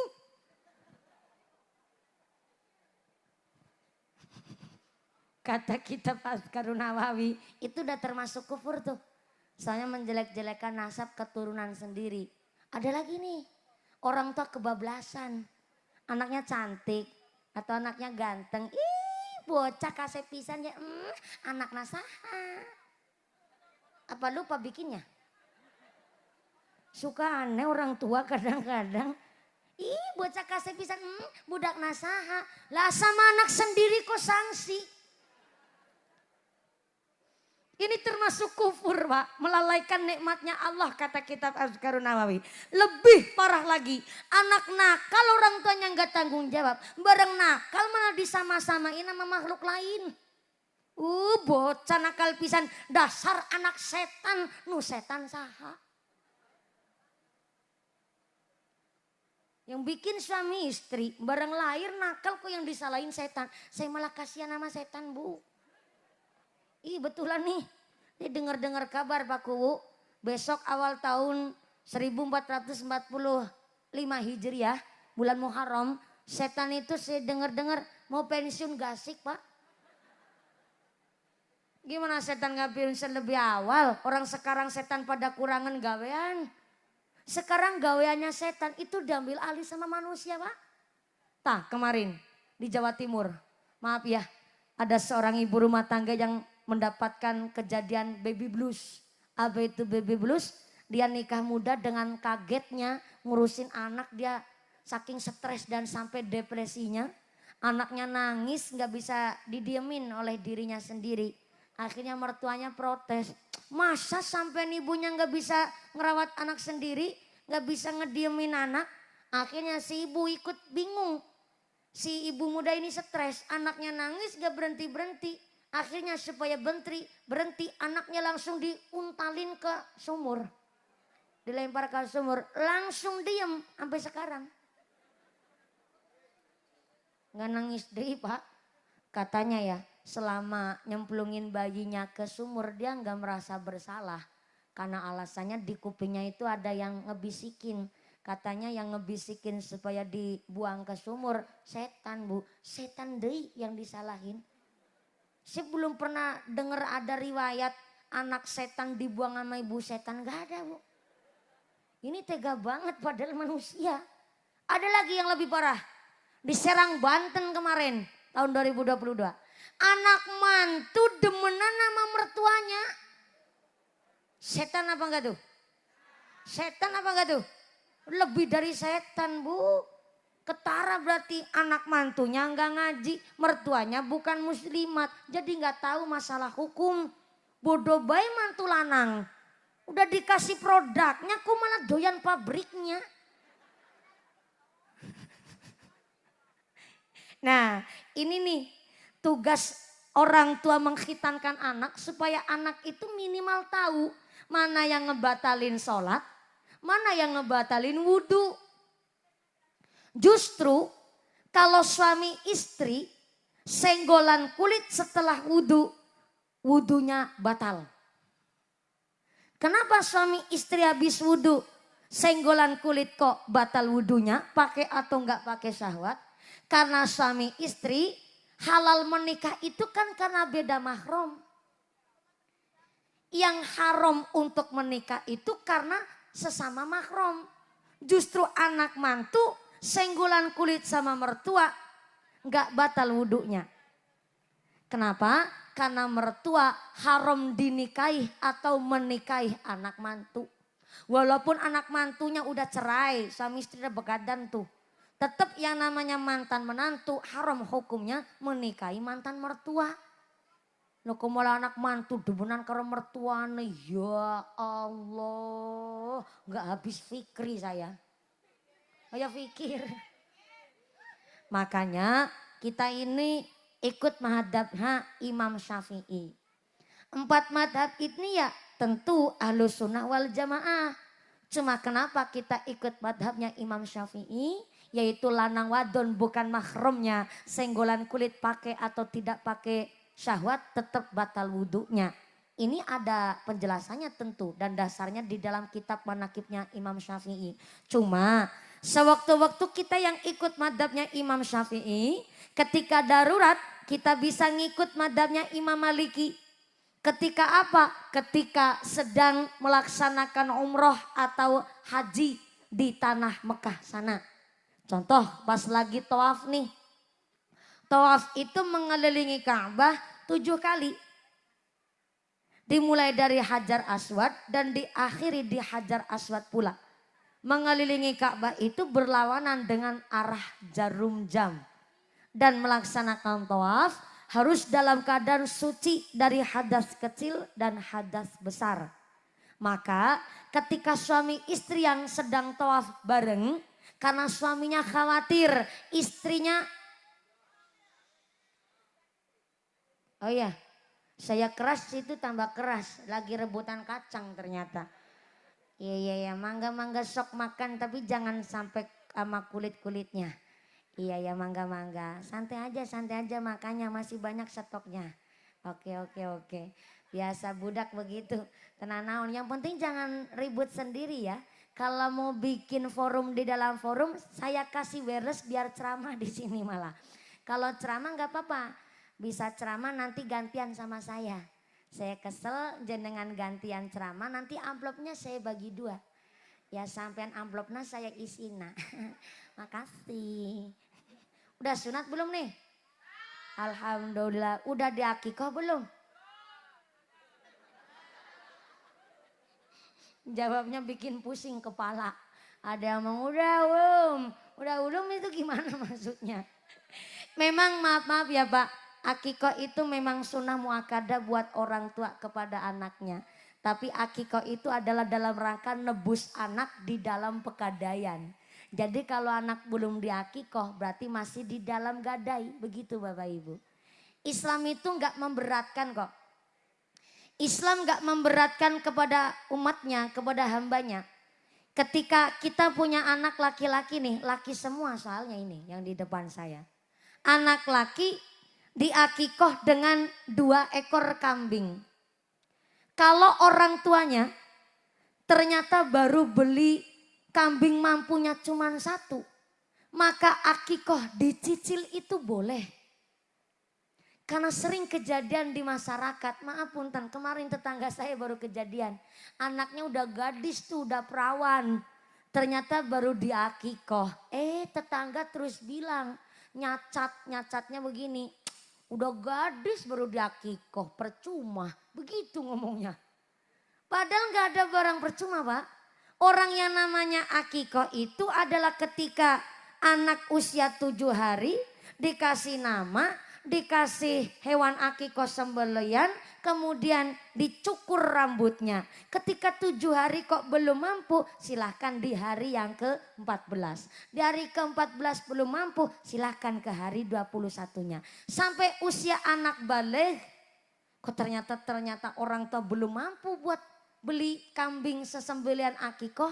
Anak bisa cari nafkah sendiri. Dia beli kambing sendiri untuk mengakikoh diri sendiri atas nama orang tuanya. Boleh dan sah-sah saja. Begitu. Walaupun anak sudah meninggal dunia pun tetap diakikoh.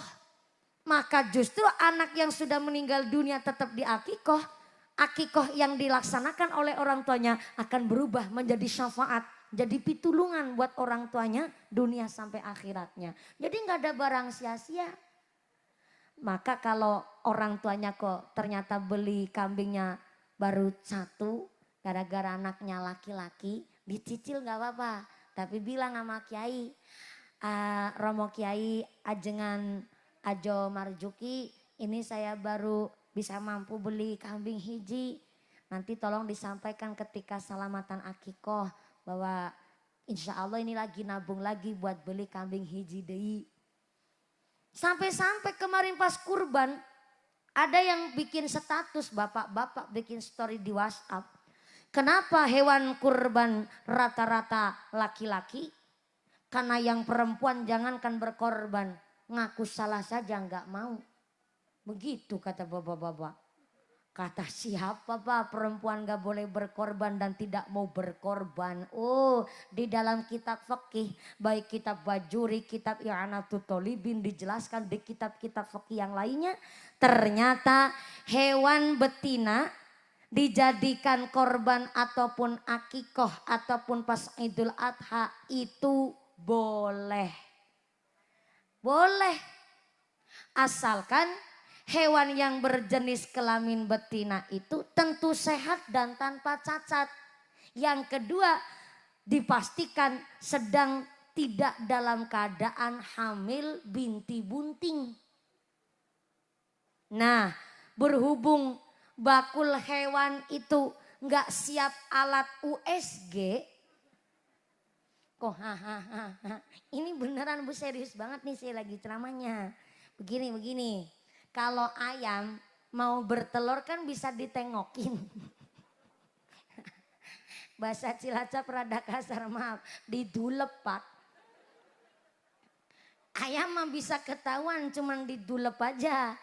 Tapi kalau kambing, kalau sapi, kalau kerbau itu perlu alat USG. Persis kayak nge-USG ibu hamil.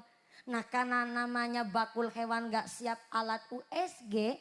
Akhirnya biasanya yang beli tanya, Pak ini kambingnya perempuan lagi bunting apa enggak? Gimana mau bunting Bu? Orang ini kambingnya saya pisah antara kambing jantan sama kambing betina. Insya Allah saya pastikan ini kambing sedang dalam keadaan tidak hamil. Oh ya saya beli nih buat akikoh anak saya. Umpama nih. Lah setelah disembelih ternyata kambingnya di dalam ayak mbekna. Umpama nih tetap sah akikohnya. Karena memang ketidaktahuan kita si kambing ini sedang keadaan tidak hamil kita enggak tahu. Ataupun keadaan bunting pun juga enggak tahu. Maka kena apa? Hewan betina boleh untuk kurban ataupun akikoh kambing sapi itu. Cuma lebih ahsannya, lebih utama adalah kambing atau sapi yang berjenis kelamin jantan. Jadi betina pun bisa untuk korban. Cuma repot plus merepotkan Pak. Memang wong wadon baik menusata pun kewan repot plus merepotkan. Orang Imam Syafi'i aja bikin kitab untuk riset masalah haid datang bulan. Itu perlu sampai berbelas-belas tahun. Hanya untuk meneliti wong wadon Bu ya Allah. Memang repot plus merepotkan. Maka secara ilmu psikis perempuan itu 86% mikirnya pakai rasa. Tapi kalau laki-laki 86% mikirnya pakai logika. Maka kalau bapak-bapak marah biasanya wong lanang jengkel itu diem. Karena mikirnya pakai logika, lebih ke wong lanang jengkel mesti rata-rata diem. Jadi kalau ada bapak-bapak marah kok cerewet, itu perlu dipertanyakan kelanangannya.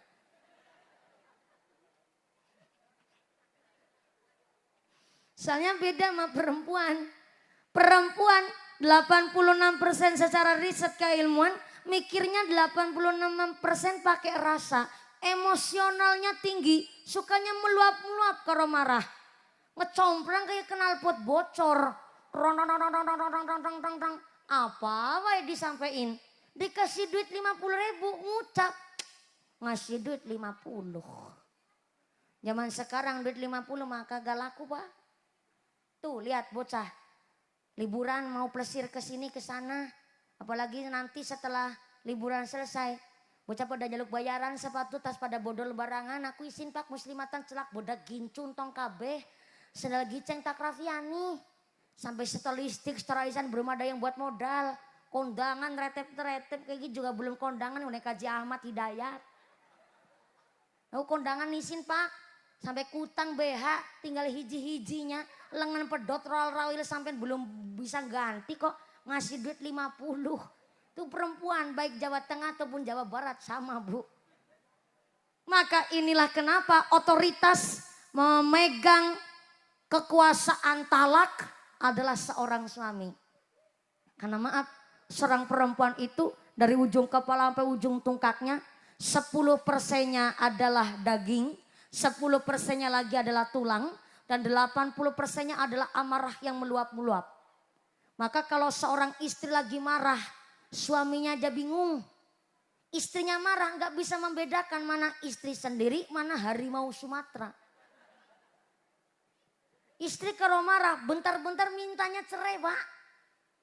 Inilah kenapa otoritas talak itu dipegang penuh oleh seorang kepala rumah tangga. Biar nggak bentar-bentar minta cerai. Yang namanya rumah tangga bu, masalah itu ya wajar. Ibu bilang, kayak wis ngelakoni. Maaf ya bu ya, banyak orang siap menikah tapi belum siap berumah tangga. Saya sampai 27 tahun ini belum nikah, bukannya nggak laku ya, sorry hello. Ngantri banyak pak, yang ngantri mah seur pisan. Tapi sampai hari ini saya belum nikah, bukan gak laku. Tapi belum ada laki-laki yang beruntung mendapatkan saya.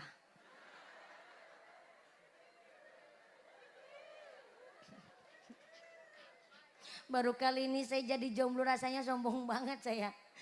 Ya punten-punten bu, kita nih seorang perempuan dan saya pun mengakui perempuan itu gampang tersinggungan. Tapi kalau Anda kepingin jadi wanita karir yang sesungguhnya, wanita karir itu bukan jadi kuwu. Wanita karir itu bukan yang kerja kantoran bu. Ibu rumah tangga itu wanita karir yang sesungguhnya. Sebab apa? Wanita karir ibu rumah tangga mau melegalkan statusnya. Yang tadinya perawan gadis, badannya langsing kayak gitar biola Spanyol. Tapi setelah nikah sudah kayak truk tronton udah bu. Ikhlasnya luar biasa tuh yang bilang perempuan gak mau berkorban. Tengok ibu-ibu di sini. Tadi gadis masya Allah luar biasa rezekinya ketika jadi pegawai toko. Ngucap saya dulu pas lagi single masih gadis. Tiap hari megang duit. Sekarang bareng anaknya udah 3,5. Soalnya yang lahir udah 3. Yang setengah masih di kandungan. Kan 3,5 namanya. Bareng anak saya udah 3,5. Jangankan mau beli skincare, buat jajan pentol anak aja, suami belum bisa nyukupin. Bukan berarti suami itu, maaf, cari rezekinya nggak becus, bukan bu. Tapi namanya seorang kepala rumah tangga, walaupun hanya sekedar tukang macul, tukang nanam kacang hijau. Sehari paling maaf punten, dapat duit 80.000. Tapi di dalam rizkinya seorang laki-laki, itulah rizkinya seorang perempuan. Tapi maaf, 80.000 seorang suami cari nafkah diniatkan oleh suami ini betul-betul untuk cari maisha, kerja untuk keluarganya. Maka walaupun 80.000 tetap bisa buat nyukupin semua kebutuhan keluarga. Tapi walaupun seorang istri cari duit sebanyak-banyaknya, bahkan gajinya lebih besar ketimbang suaminya, nggak mungkin bisa nyukupin kebutuhan keluarga. Totokan. Jadi kalau jenengan ibu-ibu rumah tangga kepingin jadi wanita yang sukses mandiri dengan bikin story di WhatsApp, jadilah wanita karir yang independen, yang tidak mau dikekang oleh suaminya. Gimana cerita? Punya suami nggak mau diatur sama suaminya. Namanya wanita karir itu bukan yang kerja kantor yang pinter golek duit. Kalau jenengan kepingin pinter golek duit nggak usah punya suami, jadi janda baik. Janda itu rata-rata sugih. Kenapa janda rata-rata sugih? Karena dia hanya memikirkan kesuksesan anaknya dan hanya ngerumat dirinya sendiri. Maka rata-rata janda itu tentu sugih. Apalagi perawan tua, sugihnya luar biasa.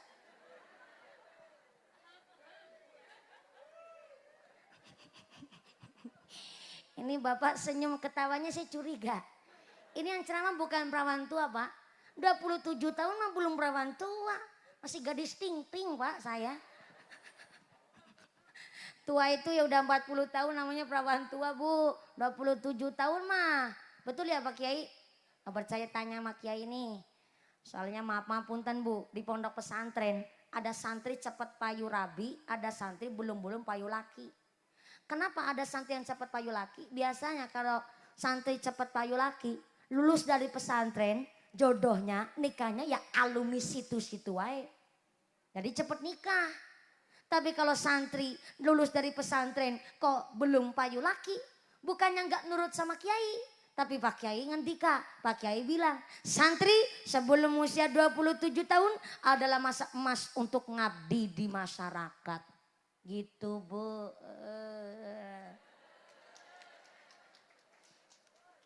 Besok kalau saya udah jadi suaminya orang. Ya orang salah saya juga nggak tahu bu. Ketika saya hari ini jadi mubalighah kondang, besok saya mesti pamit dulu sama suami saya.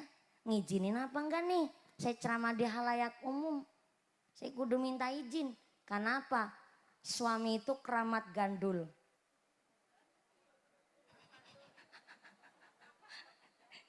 Maaf ya Kaji Sulasmi.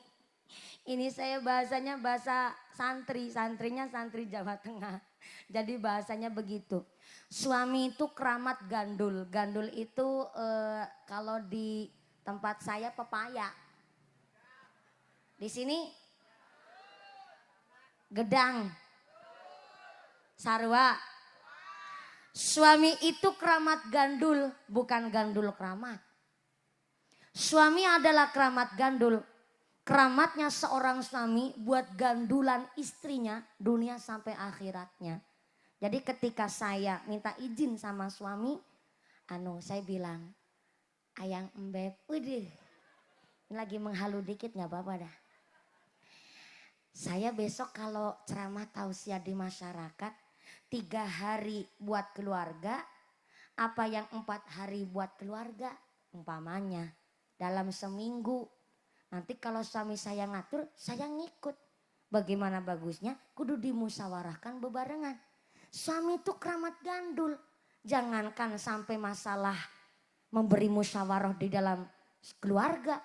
Orang sampai ngerumati ari-ari talipus seranak sendiri aja tanggung jawab suami. Apalagi sampai ngasih nama anak. Di dalam kitab Azkarun Nawawi dijelaskan innakum tud'auna yaumil qiyamah bi asma'ikum wa asma'i abaikum fa ahsinu asma'akum. Kelak di akhirat kita akan dipanggil sesuai namanya dan sesuai nama bapaknya. Contoh Sartini binti Sartono. Contoh lagi Muhammad Yusuf Al-Hafid bin Haji Ahmad Hidayat. Jadi kita kan dipanggil namanya plus nama bapaknya. Gak ke ibunya tuh. Makanya namanya seorang suami itu tanggung jawabnya berat. Istri kalau mau cari rezeki boleh. Tapi jangan diniatkan cari nafkah buat ngempanin keluarga. Tapi diniatkan ngerewangi, ngebantu. Supaya apa? Terkater semua di dalam urusan keluarga. Kalau niatnya sombong, maaf ya, sombong istri cari rezeki dan menyombongkan hasilnya lebih besar ketimbang suaminya. Walaupun banyak pun seperti apa istri cari rezeki, gak bisa buat nyukupin keluarga, gak barokah. itu sudah diatur memang. Seorang suami nafkah, cari nafkah ya kewajiban kepada seorang istri. Terkecuali seorang suami kok tidak melaksanakan hak dan kewajibannya. Walaupun talak adalah otoritas seorang suami, tapi suami nggak menjalankan hak kewajibannya, boleh seorang istri nun sewu menggugat cerai suaminya karena tidak melaksanakan hak dan kewajibannya. Maka sampai memberi nama anak saja tanggung jawab seorang kepala rumah tangga. Ada dalam satu riwayat dijelaskan, kita bangkit dari liang kubur, kita akan disesuaikan. Jam berapa ini? Jam berapa? Subuh. Jam 10. Jam 10 waktu Indonesia Tunggilis. Oh, jadi di Tunggilis itu jamnya mundur. Oh, berarti Tunggilis pada pinter. Saya yang dipinterin. Soalnya punten-punten. Ini jatah saya ngaji sampai jam berapa? Oh, jam 12. Betul Kak Ahmad. Oh enggak, Pak Haji Ahmad langsung geleng kepala. Soalnya kalau ngajinya sampai 3 jam, beliau juga tidak bisa membayangkan panjangnya amplop bagaimana cerita tuh. Bercanda-bercanda maksudnya yang panjang amal pahalanya. Allahumma. Itu tadi masalah di kitab Azkarun Nawawi buat besok lagi lah biar diundang lagi saya Bu. Ya ini namanya to be continue alias bersambung ini ceramahnya. Soalnya ternyata setelah saya nengok bener jam 10 tapi lebih 40 menit. Ya Allah ngajinya lama pisan Bu. Pantesan amplopnya mumpuni paling mahal. Ngajinya aja 2 jam kurang seperempat. Bercanda-bercanda Bu. Memang saya bilang tadi sama Bapak Haji Ahmad Hidayat, Ibu Hajah Sulasmi, supaya saya kalau naik ngaji itu lebih awal. Saya datang di sini jam 8 lebih seperempat tadi. Kenapa saya kok datangnya awal? Saya pikir begini, ini acara hajat pribadi. Kemudian yang kedua tadi sempat hujan. Alhamdulillah terang ya Bu. Terang, jenengan gak percaya sih ini bisa nyetop hujan, jenengan gak percaya sama saya tadi. Bercanda lagi Bu, maaf. Dan saya kalau naiknya terlalu kemalaman, saya pikir begini, ngajinya kemalaman, nunggunya terlalu lama. Saya untuk menggugah dan membangun fokus itu susah. Maka dulu kan pernah diciptakan jam belajar efektif itu jam 19.00 sampai pukul 21.00. Tapi entah kapan itu dicabut itu dari pemerintah. Padahal itu bagus banget Bu. Supaya kita ini paham anak-anak setelah lebaran habis maghrib. Pokoknya harus off yang namanya handphone. Supaya apa? Supaya anak-anak kita belajarnya betul-betul belajar. Habis salat maghrib ngaji sampai isya. Habis isya dilanjut belajar. Itu masa cerdas otak secara ilmu psikis. Ternyata jam otak cerdas di kala malam mulai jam 19.00 sampai jam 10 malam. Jadi selebihnya dari jam 10 malam otak udah gak cerdas malah buat nangkep satu perkara itu susah. Makanya saya jatah naik jam 9 turunnya nanti jam 12. Enggak. Turunnya sampai jam 11 begitu. Alhamdulillah tapi kalau sampai ngajinya 2 jam karunya ibu bapak datangnya dari sini dari tadi jam habis isya ya Bu ya. Habis isya saya juga tiga malam ini belum pulang ke rumah. Karena memang saya lagi safarinya di daerah Jawa Barat. Tadi malam dari Indramayu. Tapi saya sempetin pulang dulu lah ke rumah. Kasihan ibu juga udah lama nggak ketemu saya. Akhirnya saya pulang ke rumah. Dari rumah tadi berangkat pagi di Gandrung Mangu. Sorenya tadi di Banjar Patroman.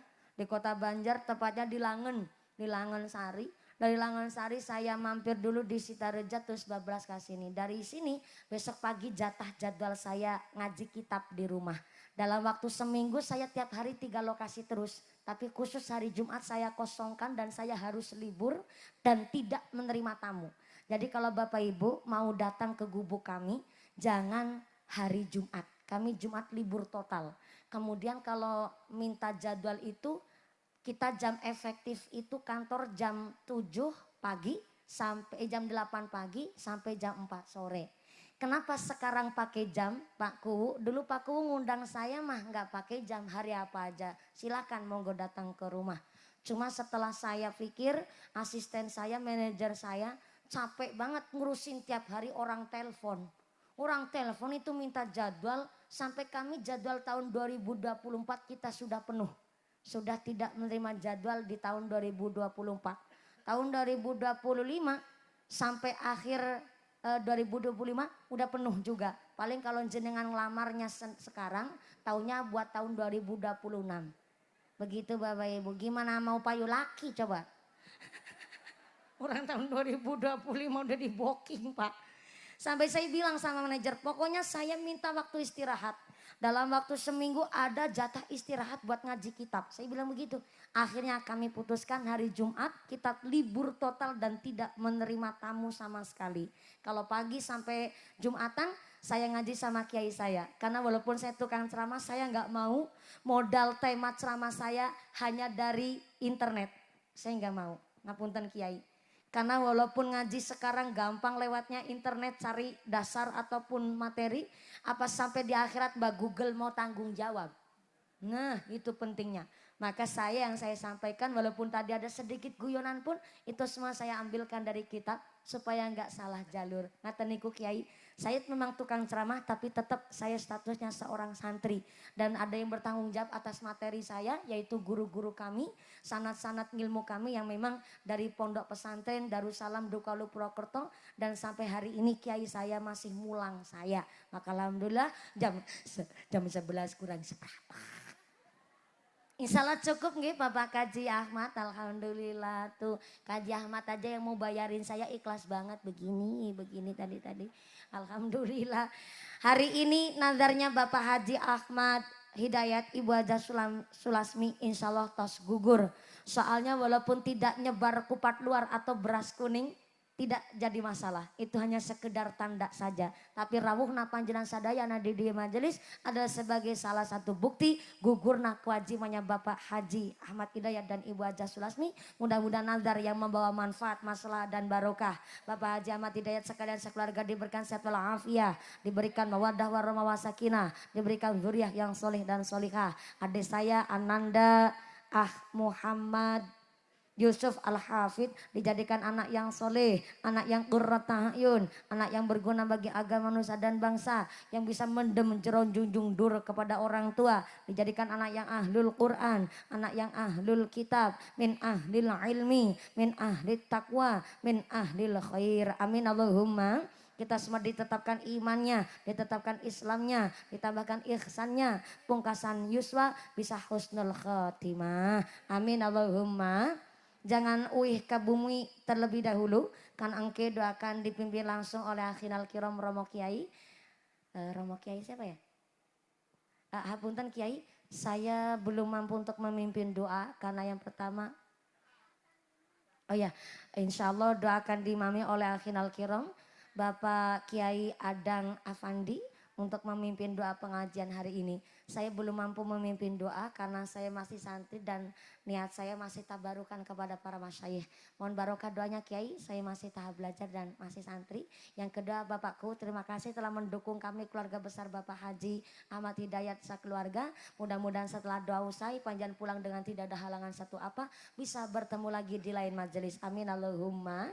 Doa diimami langsung oleh Bapak Kiai Adang Afandi. Dari saya awal sampai akhir segala kekurangan kekhilafan mohon maaf yang sebesar-besarnya. Terima kasih atas segala perhatian, mohon maaf atas segala kekurangan. Usikum wa nafsi bitaqwallah. Wassalamualaikum warahmatullahi wabarakatuh.